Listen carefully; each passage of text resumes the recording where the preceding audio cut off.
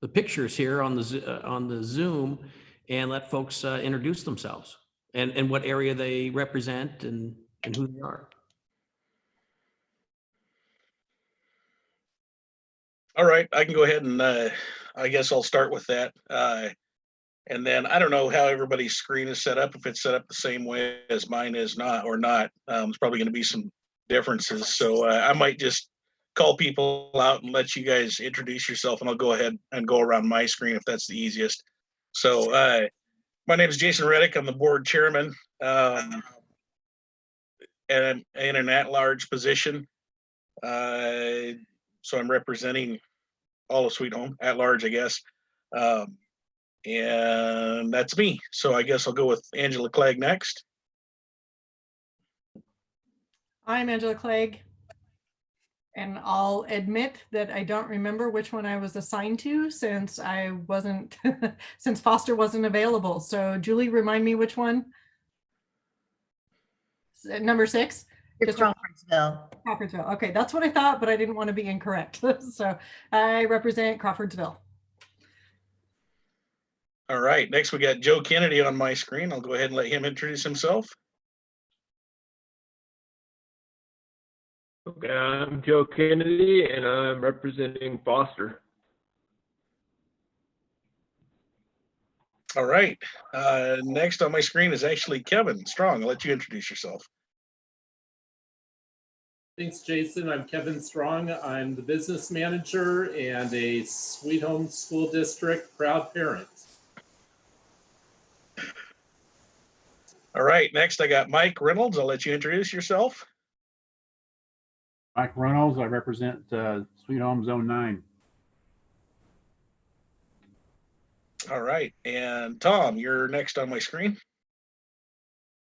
I'm Tom Yaris, Sweet Home Superintendent, proud parent of another Sweet Home student, and I'm happy to be here.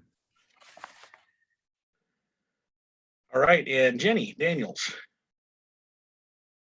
Jenny Daniels, representing Liberty area, former proud parent of a couple students, but they're long gone now. All right, and Deborah Brown. Hi, can you hear me? Okay, yeah, I'm Deborah Brown. I represent Zone 4, which is Cascadia. All right, and Colton's up next. Colton Emmerts, and I am a member of the Budget Committee. All right, we'll let Julie introduce herself too. Hi, I'm Julie Emmert. I am your board secretary. And then everybody notices we've got Colleen Henry down there too, kind of behind the scenes running everything. So Colleen, we appreciate you a lot. Thank you. Happy to be here. All right. Next, Kevin, go ahead and explain the makeup of the Budget Committee and the quorum requirements for us. Sure, thanks, Jason. The Budget Committee, it's made up of all 9 board members and up to 9 additional members of the community. This year we have the 9 board members plus 2 Budget Committee members. And so with a total of 11, what that means is for a quorum, we need to conduct any Budget Committee action items, we need a yes vote from a minimum of 6 members.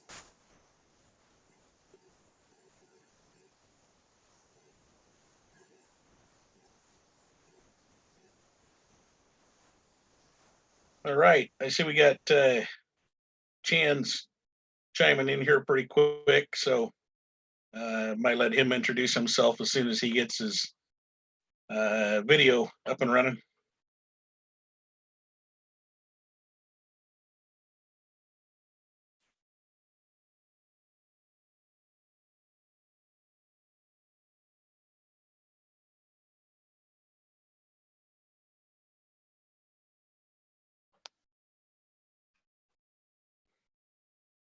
Well, maybe not. Maybe we'll just get moving with this. When Chan's, maybe I'll go back to him when he comes online fully there. First order of business is to elect a Budget Committee officers.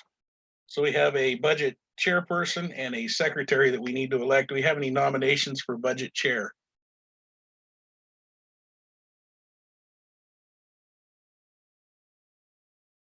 Since he's the only non-board member here, I nominate Colton.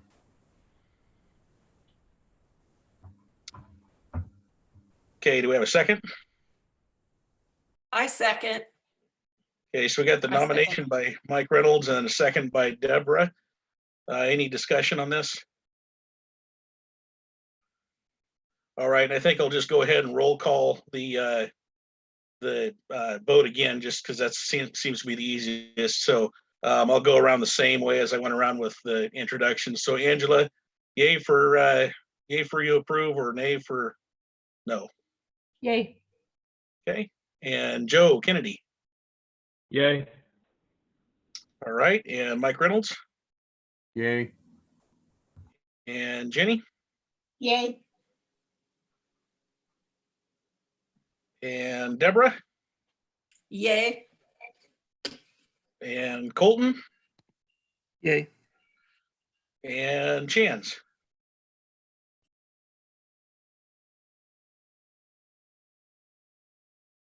I think you're muted. There's still Chance.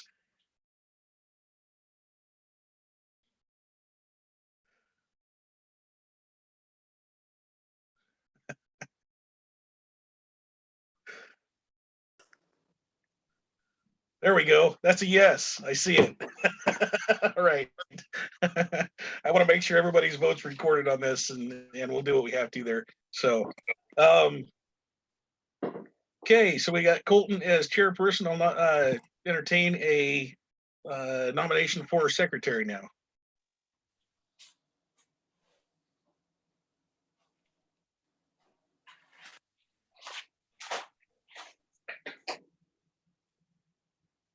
Anybody?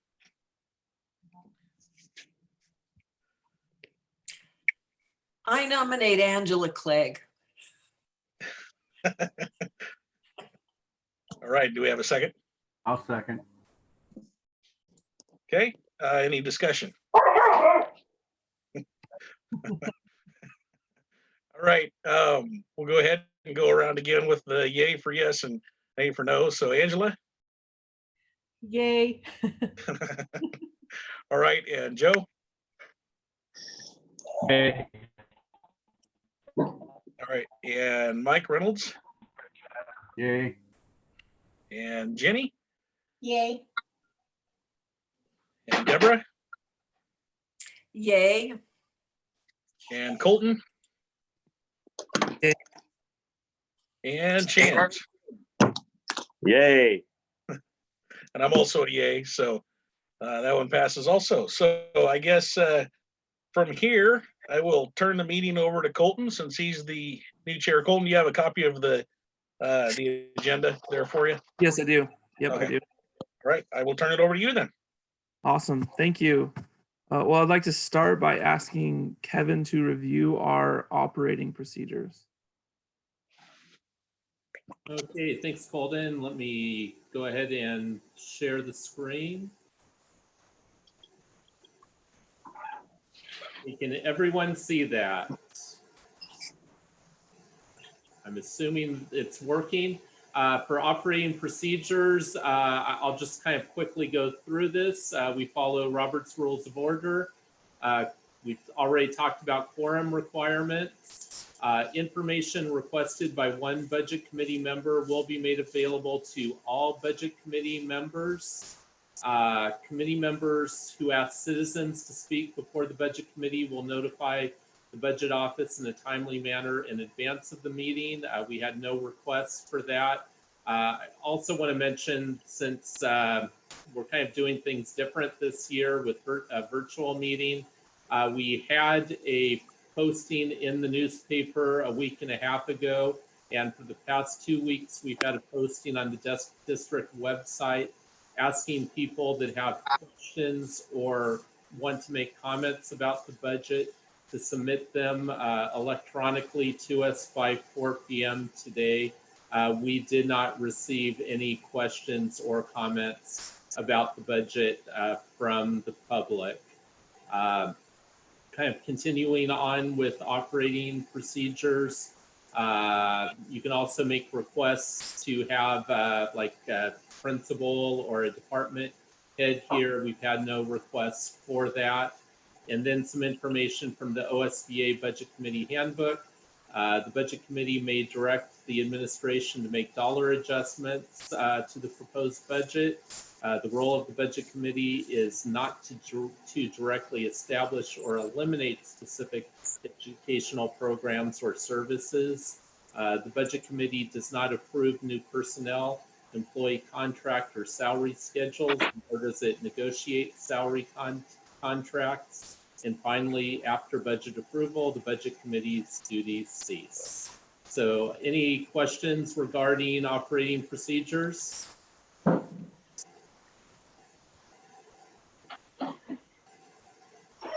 Okay, thank you. Thank you, Kevin. Next, I'll have Tom present the budget message. Thank you, Colton. And at some point in the message, I'm going to ask Kevin to try the share screen so we can display the message as I read through it. Present it. Dear Budget Committee and members of the community, the financial outlook for the 2021 school year is much different than earlier this year. Prior to mid-March, we were preparing to implement the Student Success Act along with a fully funded Measure 98. This legislation had been described as a once-in-a-generation investment that would be a game changer for Oregon schools and students. Then COVID-19 hit, resulting in substantial reductions to Oregon's largest revenue sources. Income and business taxes, lottery revenues slashed by bar and restaurant closures, and fuel taxes reduced by plummeting vehicle travel. Governor Kate Brown has ordered state agencies to plan for billions in spending reductions. This will likely translate into a significant reduction in state funding for schools. In effect, Sweet Home School District is now forced to consider a budget shift approaching $5 million for planning purposes from what we were expecting several months ago. In preparing the 2020-21 budget proposal, we have chosen a modest budget approach that meets our programming commitments minus the Student Success Act funds. Additionally, like of the regional districts, our budget proposal is based on the 2019-21 biennial budget and state school fund distributions predicated on a $9 billion state fund appropriation. I will share later options in this budget message in case the revenue outlook deteriorates significantly. Budget focal points include, from a staffing standpoint, the proposed budget is largely the status quo. Overall employment levels remain the same next year as this year. If we receive Student Success Act funds, we will use them to prevent deeper reductions elsewhere in our budget. Expect to receive $491,000 in federal CARES Act funds that will also be used to prevent deeper budget cuts. The budget reflects higher property and liability insurance costs. Factors include reduced investment returns, significantly higher costs for property reinsurance coverage, insurers being hit hard with abuse claims, and a growing number of cyber coverage claims. The budget reflects higher water costs due to a significant increase in commodity water rates. The budget reflects spending down remaining bond funds and long-term maintenance funds aside for the Sweet Home Junior High renovation project. Much of the remaining work will be completed by Sweet Home School District staff members during the upcoming fiscal year to help save money. Facility spending will be greatly reduced. However, the areas of safety and hygiene, we do plan to install hot water lines to sinks that do not have hand washing practices. We also plan to make necessary HVAC system improvements at Foster, Holly, and portions of the high school. Doing so will improve air circulation and air quality while extending the lives of our heating systems. The budget reflects an increase in custodial supply expenses so we can frequently deep clean our class. 2 full-time nurses to help meet student health needs. We have eliminated key needs funds from the school budget. Services that were added this year in preparation for the Student Success Act are included in the general fund. This includes a behavior specialist and a behavior class. As mentioned, the governor has asked state agencies to prepare for substantial budget reductions. If the state school fund is cut, there are some numbers to keep in mind and the potential effects. Sweet Home makes up approximately 0.4% of the 2019-21 biennium state school fund. This means that every $100 million in reductions at the state level reduces our funding by approximately $400,000. For example, a $5 million reduction of the state school fund will reduce our funding by $2 million. Over 80% of the general fund budget consists of labor costs. Many remaining expenses, such as property and liability insurance premiums, cannot be reduced. Consequently, staffing will bear the brunt of any additional necessary reductions. It costs approximately $88,000 per day in variable costs to operate our schools. Therefore, it would take 23 furlough days to make up $2 million in reduction in funding. The average cost per full-time equivalent employee, blended for administrative, licensed, and classified staff members, is approximately $75,000, including benefit costs. At this amount, we would need to lay off 27 full-time equivalent staff members to make up a $2 million reduction in funding. Realistically, this number will be much larger because those with the least seniority and lower payroll costs would be let go first, meaning we would need to cut deeper to achieve the necessary savings. Keep in mind, an 8.5 reduction to our state school fund revenue is equivalent to over $2 million.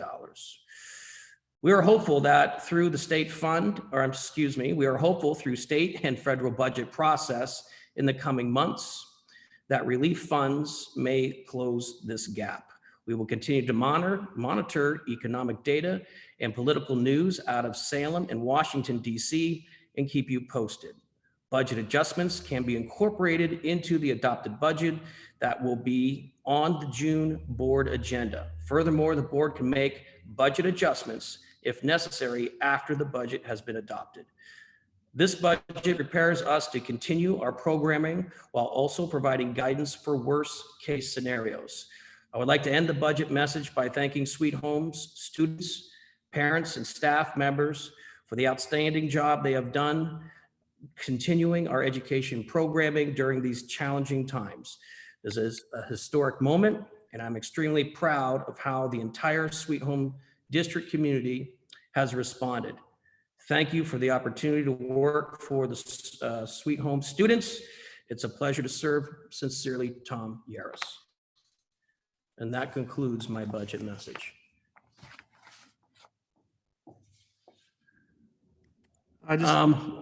Go ahead. What I'd asked Kevin to do, if he could, supply a brief PowerPoint presentation that would go through some of this budget document and also discuss some of the state forecasting that we're looking at. Okay, thanks, Tom. Okay, just kind of want to bring you up to date with what we know at this time. First slide, what we're hearing. State tax collections will likely be short between $2 billion and $3 billion during the rest of the current 2-year cycle ending in June 2021, and between $1 billion and $5 billion short in the next budget cycle. As far as for lottery, the Oregonian reported at the end of April that Lottery revenue has fallen off a cliff. It described it as video poker is bust until bars and other outlets reopen. The new sports betting app has really nothing going on right now as athletics are not taking place. Draw games are so weak that the multi-state Powerball and Mega Millions commissions lowered jackpots to assure ongoing solvency. And jumping down to the last paragraph, the overall shortfall in turn will shortchange schools, economic development, state parks, Veterans Affairs, and the Oregon Health Authority, all of which receive dedicated revenues from the lottery. State Senator Betsy Johnson, who's involved in the legislature's budget process, said that the May revenue forecast is going to be catastrophic. Whether that means suspension of not yet implemented programs or actual cuts, we have to prepare ourselves for a grim budget outlook. We should be doing everything possible, or doing every possible thing to preserve resources and curtail expenses right now. We're kind of hearing similar information from the Confederation of Oregon School Administrators. On this slide, I'll jump down to the last paragraph in red.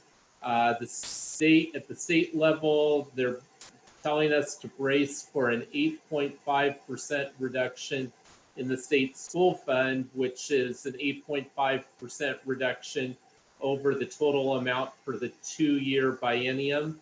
We're currently in the first year of the biennium. 2020-2021 will be the second year.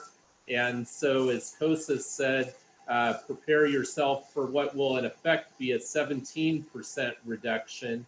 Since nothing will be reduced from the first year, we'll feel the full reduction in year 2. So to that year 2 budget, it will feel like a 17% reduction.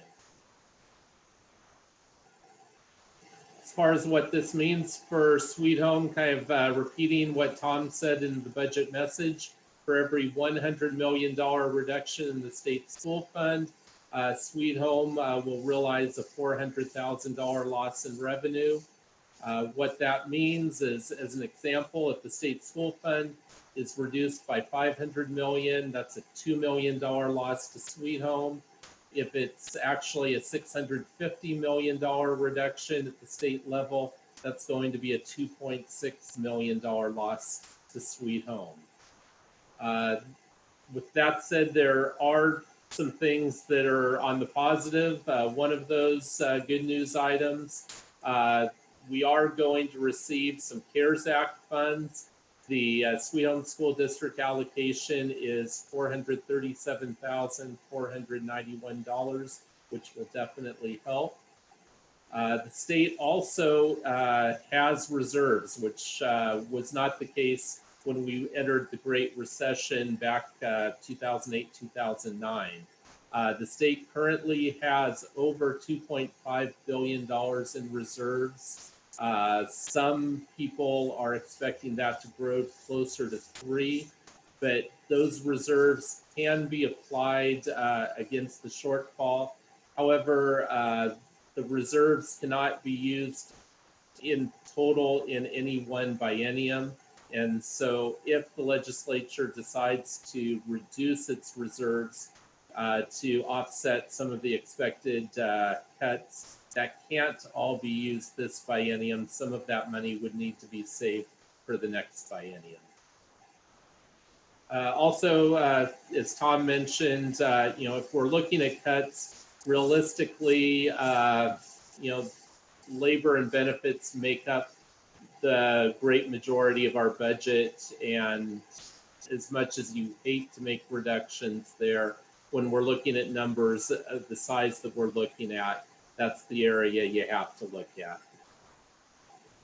Just to kind of give you some reduction scenarios, 1 furlough day for all staff members would equal about $88,000 in savings. If we were to reduce staff instead, If you take the average cost per full-time equivalent staff member, and this is blended for all staff members, licensed, classified, and administrative, the average cost is right at $75,000. To make up a $2 million shortfall, that would be the equivalent to 23 furlough days or cutting 27 full-time equivalent positions. And as Tom mentioned, realistically, that number would need to be larger because those with the least seniority and lower payroll costs would be let go first. This slide is from Corvallis. They put together a similar presentation, and really what it shows is that our estimates are in line with theirs. They were estimating needing to take 26 furlough days to make up their shortfall, or let go 82 full-time equivalent positions. The reason they would need to let go more people is because they are a larger district. Kind of where we're at right now, districts throughout Oregon have reported that they are considering furlough days, some this year, and that goes from the eastern side of the state to the western side of the state. Here's an example from LeGrand on the east side, and I've kind of underlined their last sentence here. They said that they would prefer to cut days this year versus next due to the type of education we are delivering at this time. On the west side, Hillsboro, this is from their superintendent. They're looking at needing to cut costs by $23 million, and they're looking at implementing furlough days for all employees this year, which they expect would save approximately $850,000 per week.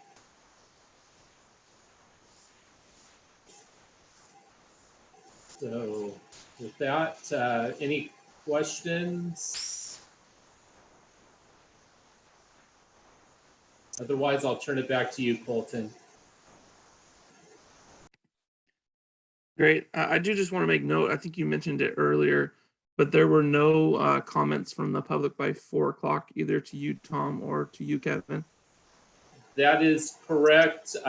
We did, Jenny Daniels did have a few questions. I'll just kind of quickly touch on them. She asked about rental income revenue, knowing that we are projecting that to be much lower next year. The reason for that is we were kind of anticipating that we may not have the Jamboree, and we now know that we won't have the Jamboree. It's possible that we may realize some savings to partially offset that, because I expect our water costs to green up the field after the Jamboree won't be nearly as high as they normally are. Also asked about some of our classified labor expenses. We did budget our classified labor based on what was negotiated, which is a 3.1% increase for next year. And so that's reflected in the budget. And otherwise, we had no questions or comments from any other member of the budget committee or public member. All right, thanks, Kevin. Is there any other questions or comments from anybody in the committee, anybody in the room? This is your chance. Does anybody have any comments or questions?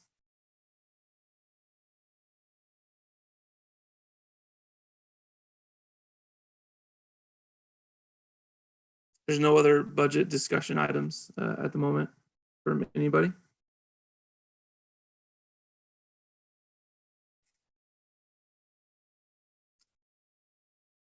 All right, at this point, we can do one of two things. We can either have a motion to approve the budget tonight. We can do that with a motion. If there is no motion, then we will have to continue on Wednesday night. So do we have a motion to approve the budget? I'd make a motion to approve the budget. Do we have a second? I'll second it. Is there any other discussion items that we want to add before we take a vote?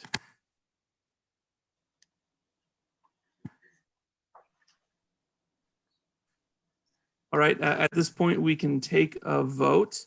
Kevin, am I right that we need at least 6 to pass? Is that correct? You are correct, yes. And I would recommend doing kind of like Jason did and just individually ask each committee member. Great, that's exactly what I'll do. I'll go in order on my screen. So we'll start with Julie Emmert. Do you have a yay or a nay to approve the budget? I would say A. Yeah, actually, Tom, Colleen, Julie, and I cannot vote. And Okay. John cannot vote. Good to know. Joe Kennedy,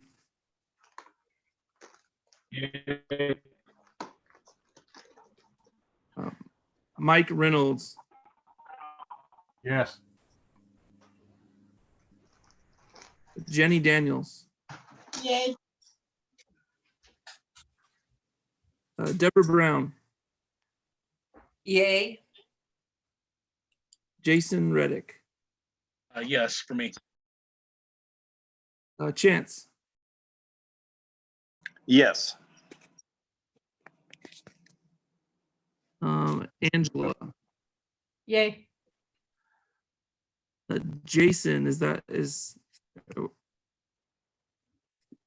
Yes. all right. And that's a yay for me as well. So I believe that the budget has passed.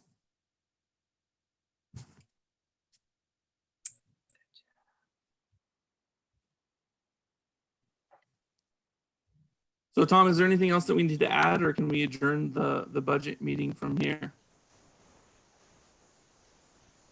Well, I believe at this point, we don't need to, we're done. I would turn it back over to Jason and see if he has any final direction for us. All right, that's what I'll do. No, good job. Appreciate everybody. And I'm not sure, how are we we've got the one Zoom meeting, correct, for this, and then the board meeting here in about half an hour?